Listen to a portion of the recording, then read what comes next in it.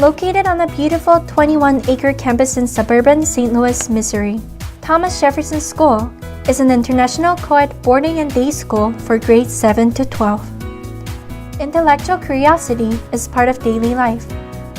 Offering a core classical curriculum, it is a community of diverse minds who share a love of learning.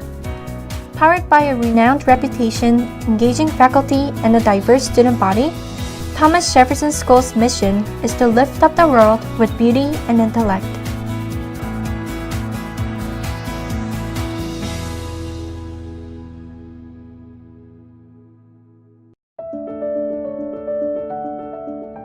Thomas Jefferson School has become an international school since its early beginnings in 1946. Founded by Charles E. Merrill Jr., Robin McCoy, and Graham Spring, and modeled after boarding schools in England with the highest academic standards, the school embraces a multicultural community that truly reflects our world today. Hi, I'm Selena Lee. I've been attending the TJ since 7th grade as a 7-day boarder. I value extracurricular activities as much as academics, so I've created a music club at TJ in 2011. The arts are incredibly important in science classes because it gives the students an experience to work with producing something complex out of many parts, and they don't even realize they're doing it. Participating in something like an all-school play is a perfect example of that. You know, aside from the lines, they've got to learn their blocking. Students have to build the sets. It's a very complex process, and they need to basically learn to juggle all of those things. So for a lot of these students, learning to deal with problems that happen inside the classroom, outside of the classroom, such as space requirements, memorization, learning to deal with those things in a more relaxed and fun setting like the arts really helps them to transfer those skills directly to the classroom. And that has a long-term effect on them and definitely a long-term benefit. Due to the limited space, not only the students but also the faculties are having a hard time to find locations for various activities. Assemblies, student council elections, guest lectures, and exams are all held in one dining room due to the lack of a proper presentation hall. The tables become unsanitary, and not everyone gets to have a seat. The choir and the music club need a lot of practice time before performances.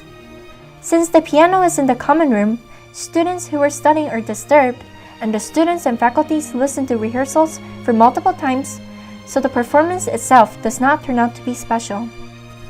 Every year, the students have to take over the common room for school plays. They must set up all the temporary lightings and stage that restricts people's ways. The lighting has to come down once the play rehearsals are finished. The set deck class has to go through this time-consuming and hazardous process twice a year.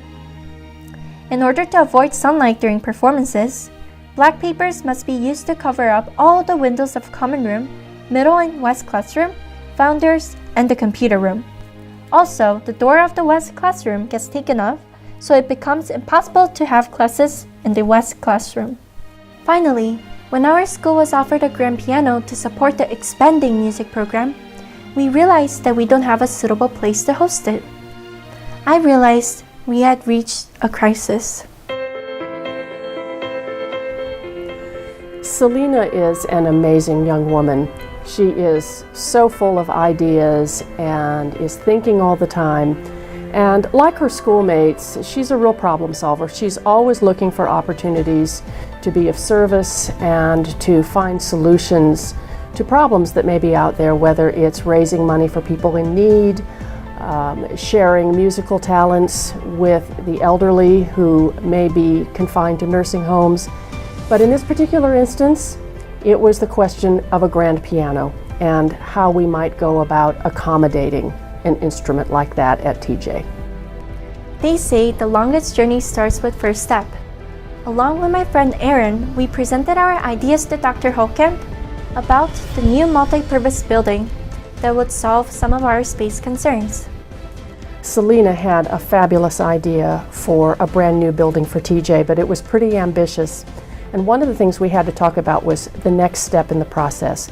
So my charge to Selena was to go forth and execute her vision on paper. I knew she'd do this, and so off she went, pencil in hand, and she returned a week later with an incredibly detailed, very thoughtful, in fact, brilliant piece of work that was on paper, and truly the vision of this building began to take shape at that point. It was very exciting. Dr. Holcomb showed positive interest to our ideas, and she arranged us a meeting with Power Bar Sox architects. Aaron and I made trips to the downtown to their office to discuss our visions. We had been working at Thomas Jefferson School on other projects and did a study for a multi-purpose building, which was going to be a building in the future. Now, when Selena came along, she expressed a need for a place to practice her piano and perform piano, and we said, well, this would be a wonderful place in this multi-purpose building. Selena, I found this very impressive, that on her own, she then started asking questions about, well, where do we put it? From there it evolved to Selena involving bringing a plan which had her needs on the campus and brought in other students and what their needs were. It was a very good process. I mean, this is something that we expect to see in a student in the first couple of years of architecture, but not necessarily someone her age, in terms of how she thought and organized this entire process. It was very amazing to see the architectural drawings of our vision.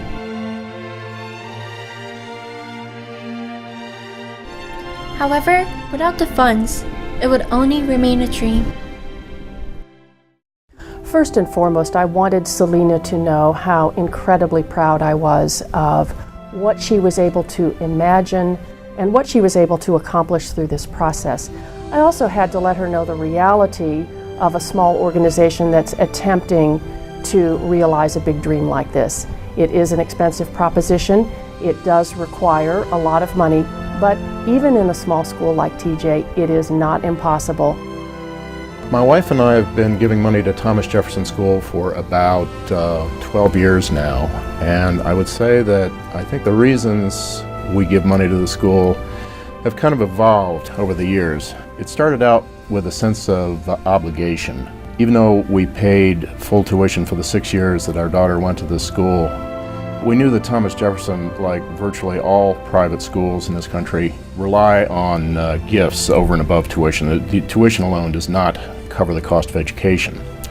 So we decided to make a contribution to fill in that gap, to make up that difference, because we could afford it. We just thought it was the right thing to do. And so her dream is very much with us, and we will pursue it to its completion, we hope, one day. But again, the important thing is that she has had this dream and she has followed through with it. Multi-purpose building project is still in progress. With the help from contributors, we'll be able to reach our goal to build a multi-purpose building where we can hold student performances, a place for assemblies, student activities, holiday parties, to hold graduations, film fests, super fun game and karaoke night, to hold exams, invitational lectures,